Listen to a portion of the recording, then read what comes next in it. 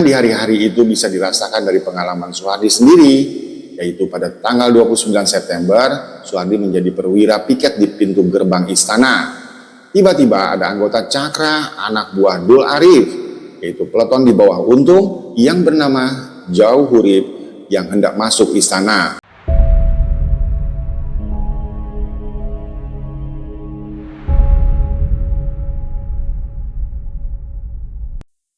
Assalamualaikum warahmatullahi wabarakatuh. Dalam bukunya, Subandrio pernah menulis dan membahas, dan di situ tertera, Subandrio, melihat kedatangan seorang komandan dalam pesta pernikahan mantan anak buahnya sendiri. Memang hal itu adalah wajar. Namun, kehadiran pangkostrat di desa terpencil yang saat itu transportasinya sangat sulit adalah sebuah pertanyaan besar tentunya. Jika tak benar-benar sangat penting, tak mungkinlah Soeharto bersama istrinya menghadiri pernikahan Untung waktu itu, tulis Subandrio dalam bukunya. Dan hal itu diiyakan oleh Soehardi, karena mereka menganggap pastilah ada hubungan khusus yang mungkin sangat intim antara Soeharto sendiri dan juga Untung, ujarnya. Dari mana Untung percaya adanya Dewan Jenderal? Dalam bukunya, Subandrio menyebut bahwa di penjara, Untung pernah bercerita kepadanya bahwa ia pada tanggal 15 September tahun 1965 mendatangi Soeharto untuk melaporkan adanya Dewan Jenderal yang bakal melakukan coup atau pemberontakan. Untung menyampaikan rencananya menangkap mereka. Dan dijawablah saat itu oleh Soeharto, "Baguslah kalau kamu punya rencana begitu, sikat saja, jangan pernah ragu." Demikian kata Soeharto seperti diucapkan oleh Untung kepada Subandrio di malam itu.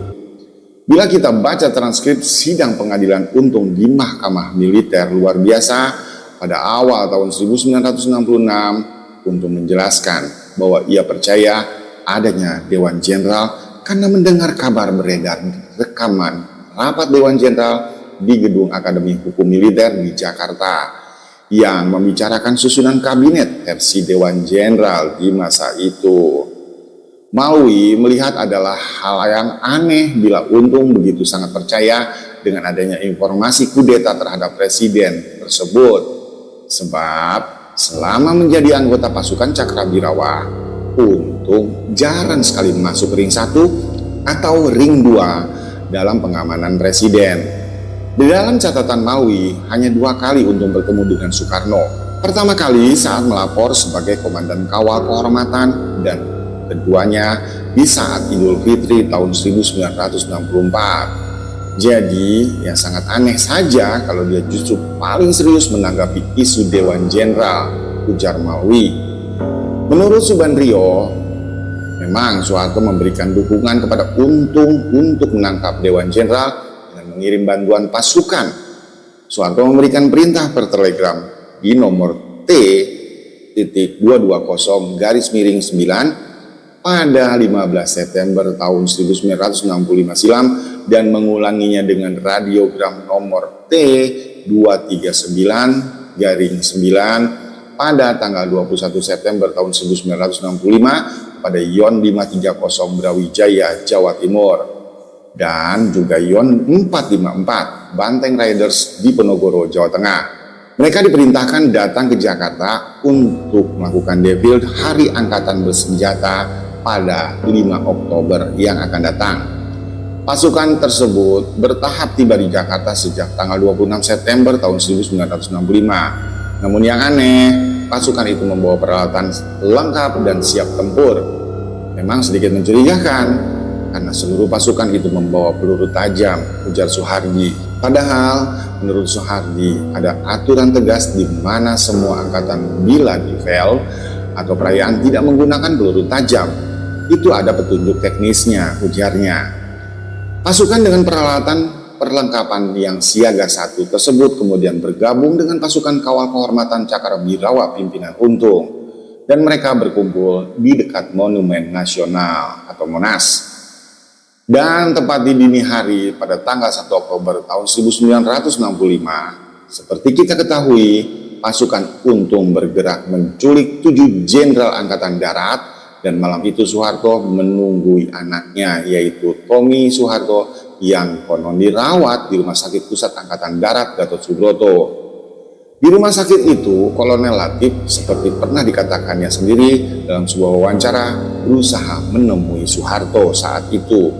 Dan dalam perjalanan pulang, Soeharto seperti diyakini Subandrio dalam bukunya sempat melintasi kerumunan pasukan dengan mengendarai jeepnya, dan ia dengan tenangnya melewati pasukan yang beberapa saat lagi berangkat membunuh para jenderal-jenderal tersebut. Adapun Untung, menurut Malwi, hingga tengah malam pada tanggal 30 September tahun 1965 masih memimpin pengamanan acara Presiden Soekarno di Senayan. Malwi masih bisa mengingat sekali bahwa pertemuan mereka terakhir terjadi pada pukul 20.00. Waktu itu Malwi menegur Untung karena ada satu pintu yang luput dari penjagaan pasukan Cakra. Dan seusai acara, Malwi mengaku tidak mengetahui aktivitas Untung selanjutnya. Ketegangan di hari-hari itu bisa dirasakan dari pengalaman Soehardi sendiri, yaitu pada tanggal 29 September, Soehardi menjadi perwira piket di pintu gerbang istana. Tiba-tiba ada anggota Cakra, anak buah Dul Arif, yaitu peleton di bawah Untung yang bernama Jauh Hurib, yang hendak masuk istana. Menurut Soehardi, di masa itu tindakan Jauh Hurib itu tidaklah diperbolehkan karena tugasnya adalah di ring luar sehingga tak boleh masuk. Dan lalu saya tegur dia. Dan tepat pada tanggal 1 Oktober pukul 07.00, Soehardi sudah tiba di depan istana. Dan saya heran, dari sekitar daerah Bank Indonesia saat itu banyak sekali tentara. Dan dia langsung mengendarai jeepnya menuju markas Batalion 1 Cakrabirawak di Tanah Abang, yang membuatnya heran lagi. Pengawal di pos yang biasanya menghormat kepadanya saat itu tidak menghormat lagi.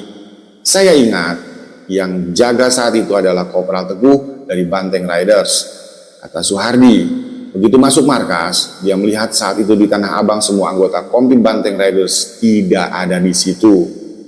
Dan begitu tahu hari itu ada kudeta dan Untung menyiarkan susunan Dewan Revolusi, Soehardi langsung ingat wajah sahabat masa kecilnya tersebut dan sahabat yang sudah dia anggap anak oleh ibunya sendiri, teman yang bahkan saat itu sudah menjabat komandan Cakrabirawak, bila ke Solo selalu pulang menjumpai ibunya. Saya tak heran kalau Untung terlibat karena saya tahu sejak tahun 1948 Untung sangat dekat dengan PKI, ujarnya. Dan Kepala Auditor Militer pada tahun 1966, Untung mengaku hanya memerintahkan menangkap para jenderal guna dihadapkan pada Presiden Soekarno. Semuanya terserah kepada Bapak Presiden, apa tindakannya akan dijatuhkan kepada mereka, jawab Untung masa itu. Heru Atmojo, mantan Wakil Asisten Direktur Intelijen Angkatan Udara, yang namanya dimasukkan Untung dalam susunan Dewan Revolusi, mengaku Syam Kamaruzaman lah yang paling berperan dalam gerakan tersebut. Keyakinan itu muncul ketika pada hari Jumat tanggal 1 Oktober tahun 1965, Heru secara tak sengaja bertemu dengan para pimpinan gerakan 30 September, yaitu Letkol Untung, Kolonel Latif, Mayor Suyono, Syam Kamaruzaman, dan juga Pono. Heru melihat justru Pono dan Syam lah yang paling banyak bicara dalam pertemuan tersebut, sementara Untung lebih banyak diam. Saya tidak melihat peran Untung dalam memimpin rangkaian gerakan atau operasi ini dalam G30S, ujar Heru saat ditemui media Tempo. Soeharto kepada Retnowati Abdul Ghani Knap, penulis biografi Soeharto, The Life and Legacy of Indonesia's Second President, pernah mengatakan memang kenal dekat dengan Kolonel Latif maupun Untung, tapi ia membantah isu bahwa persahabatannya dengan mereka ada kaitannya dengan rencana kudeta. Itu tak masuk akal, ujar Soeharto. Saya mengenal Untung sejak tahun 1945 dan dia merupakan murid pimpinan PKI Alimin. Saya yakin PKI berada di belakang gerakan Letkol Untung, katanya kepada Retnowati saat itu. Dan demikianlah Untung kudeta itu bisa dilumpuhkan, tapi perwira penerima bintang sakti tersebut hingga menjelang ditembak pun masih percaya bahwa ia akan diselamatkan oleh Soeharto.